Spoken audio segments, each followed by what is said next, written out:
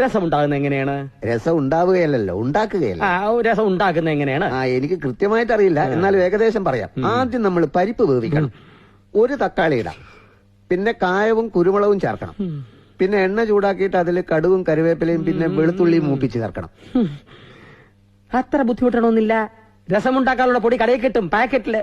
അത് കിട്ടും മിസ്റ്റർ. ഞാൻ നവരസങ്ങളെ കുറിച്ചാ പറയുന്നത്. ഇയാളൊരു മാതിരി ശൃംഗാരം ചെയ്യൂ. ഇങ്ങനെയാണോ ഞാൻ കാണിച്ചത്? ഇത് പശു ചാണകം ഇടുമ്പോഴുള്ള ഭാവമാണ്.